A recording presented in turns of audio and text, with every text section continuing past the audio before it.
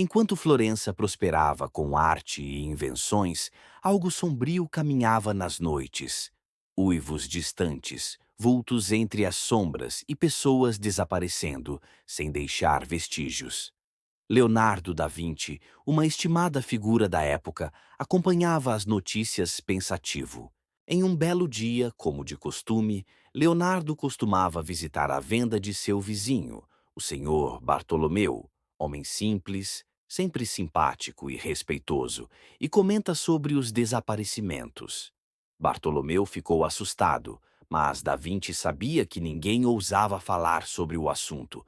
Todos estavam com medo.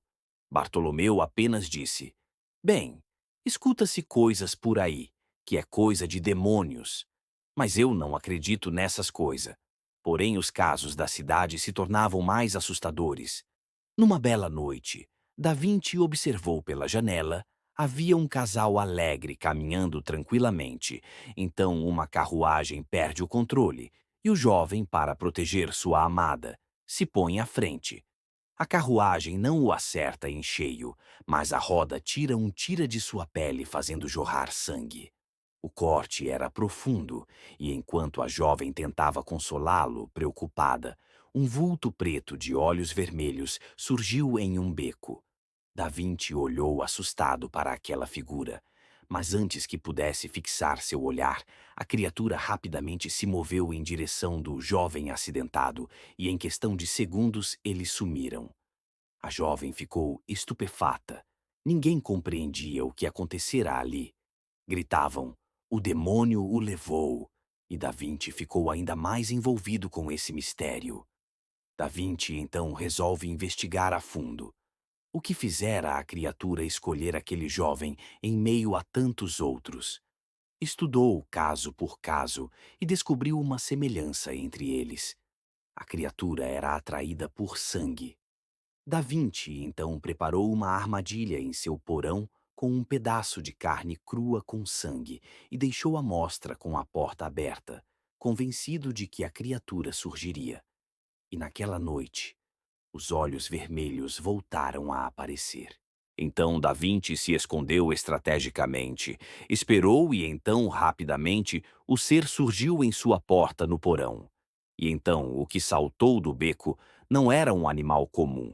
Era assustador, enorme, forte.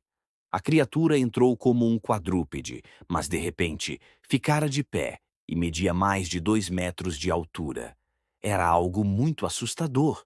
A fera caiu em sua armadilha, entrou na sua jaula improvisada, mas antes que Da Vinci pudesse fazer qualquer coisa, a fera arrebentou toda a jaula e fugiu. Da Vinci a subestimou. Então, depois disso, Da Vinci precisava usar o melhor que tinha de si. Então, passou dias no seu porão desenvolvendo algo muito maior. Leonardo construiu algo ainda mais sofisticado. Colocou mais um pedaço de carne crua dentro da sua invenção, mas, para sua surpresa, a fera não apareceu.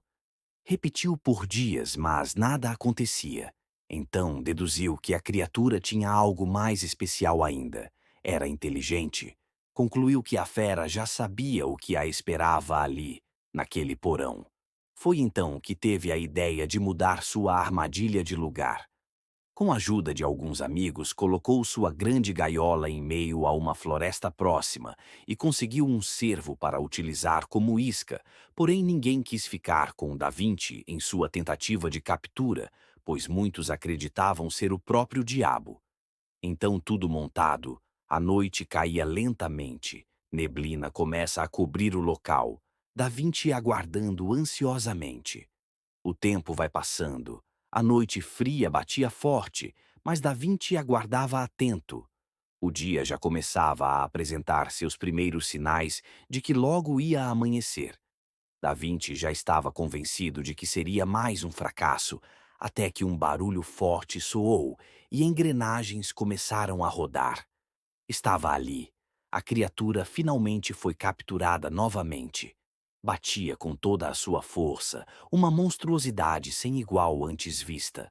Mas dessa vez Da Vinci fez um trabalho digno de seu nome.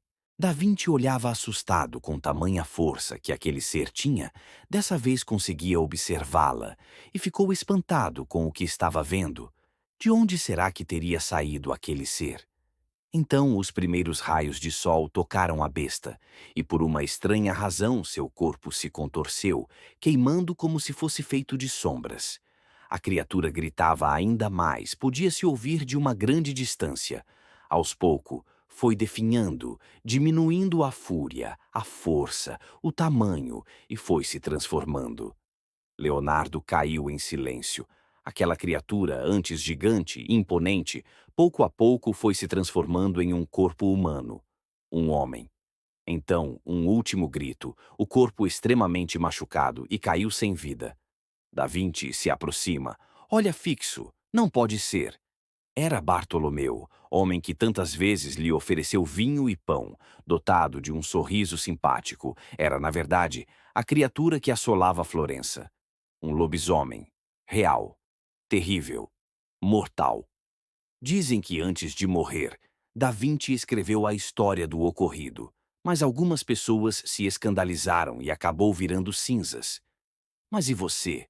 Acredita que pode ser real? Lobisomens existiram? Eu vou ficando por aqui. Até a próxima história paralela.